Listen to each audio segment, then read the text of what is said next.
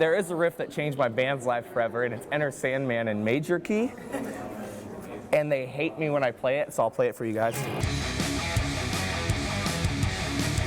What's up, guys? I'm Jack from Sleeping with Sirens, and you're watching Loudwire.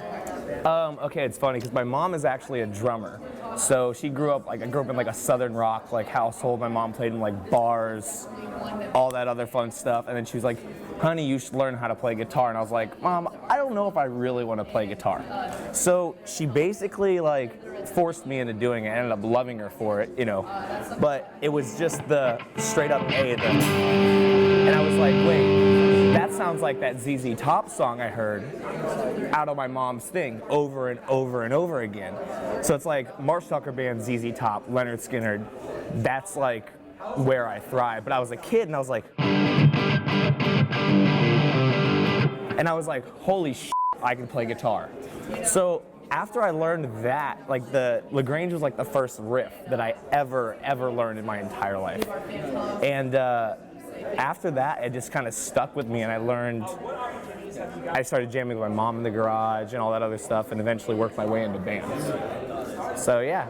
So thank you, ZZ Top and my mom. I was kind of a guitar nerd growing up in school, so it's not the first guitar player, but I was a big Steve Vai kid, because I was like, wow, he's incredible.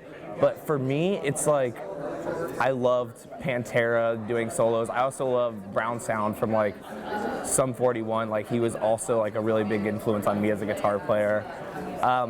But man, just Dimebag, man, he's one of my favorite guitar players, because it still has that southern rock vibe that I grew up listening to, but a little more modern and metal.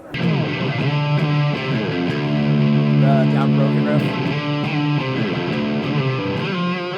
So it's that riff I remember learning when I was oh wait, I'm starting to get good at guitar now. And then he started adding all the little squeals and all that other kind of fun shit. So and obviously Walk and all those other fun ones, but they're definitely that band for me that I was that definitely makes you want to kick someone's ass when I listen to it. I can say maybe on the new record we definitely have kind of that. Give me a second. I mean, in our new single, Leave It All Behind, we just put out, we have that single string. And by the way, all these covers on YouTube, it's just one note the whole entire time. So it's just...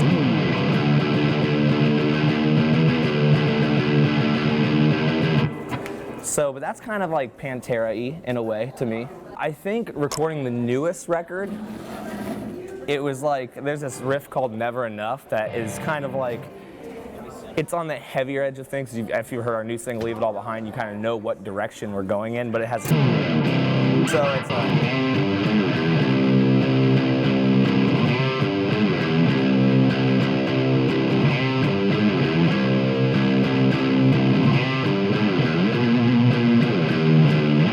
So that's off the new record. It's called Never Enough, which obviously you guys are going to hear till it's out. But that's definitely a riff when we were all in the studio together.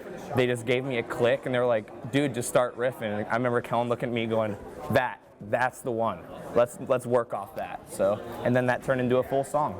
There is a riff that changed my band's life forever, and it's Enter Sandman in major key. And they hate me when I play it, so I'll play it for you guys.